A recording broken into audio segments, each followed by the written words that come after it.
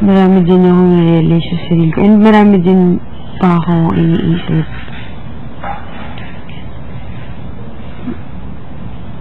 Pero yun, sobrang na-appreciate ko na gusto niyong kausapin. Well, maybe there's a reason. Pero, no, di ko lang talaga ma-feel na I could find the right words kung ano yung sabihin or yung kung kaya na ba ng puso kong tanggapin kung ano man yung marinig ko pa. Meron yung mga reason nyo and mga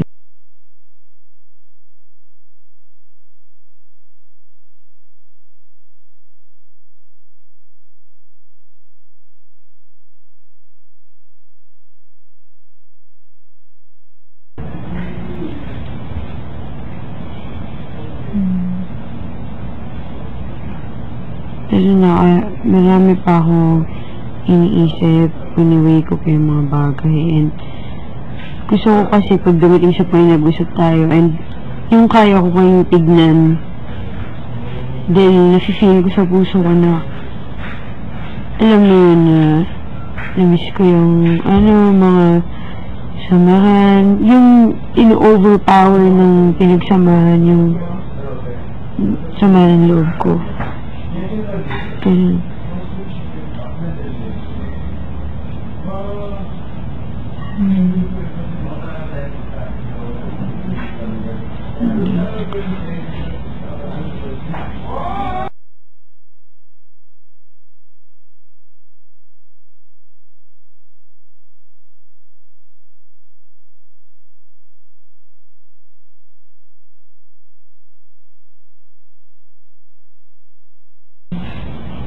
Siyempre gusto ko, pero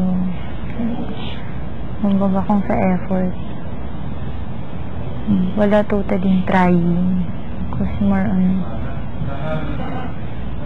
feel ko din naman na ikaw, ang dami mo pang tanong. Hindi, halimbawa, siyempre,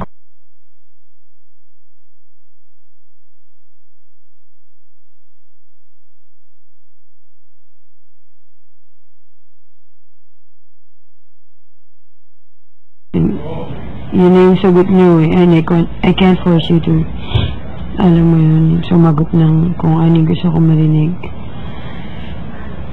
Basta for me, hindi ko lang siya... Yeah, I understand where you're at. Pero yun, ikaw, halimbawa, yung gusto mo kong makilala sa labas. Yeah, because I think it's really... sobrang iba eh. Sobrang iba sa labas.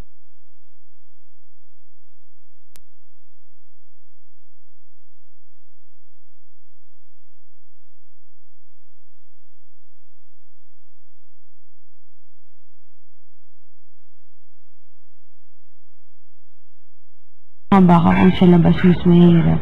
So, ayun. So ako, sobrang inaano ko yung mga bagay na. Actually, ako, open ako dun. Gusto mo ako makilala sa labas. Mabuti. Alam mo, ang akin lang wins, yung parang, wag, yung akin lang, masyado ko lang naiisip. Wala sa akin yun, makilala mo sa labas. Punta ba tayong Bicol? Pero, ang ano ko lang, yung parang, makalimutan mo yung nangyari sa atin dito sa bahay. I mean, lahat. Yun lang. Kasi sobra.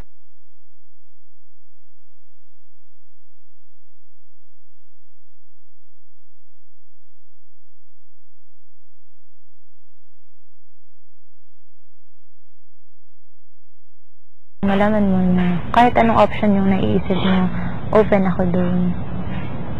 And yung paglapit, anytime. Yeah, ako wala na akong problema sa paglapit. You know me. Alam mo naman ako, diba, like ko sinasabi, mas magandang pinag-usapan agad. It's just that now, hindi ko talaga ma-feel yung openness sa akin na ito yung tamang time.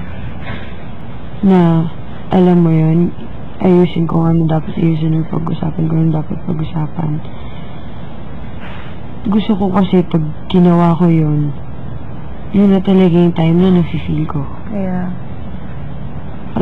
Gusto ko sincere ako pag ginawa ko yun. Not just because kailangan.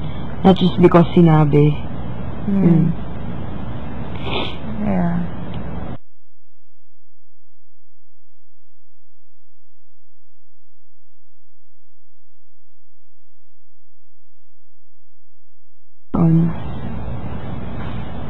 Inaano ko yung siyempre nung galit ako mas more on yung sa inyo yung ganun feeling na pinagtulungan mo ako pero nakita ko naman yun.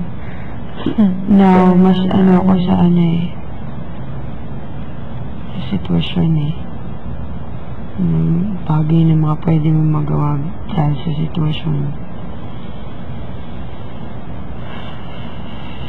sa kung anong meron sa kung anong gusto niyo sa kung anong gusto ko.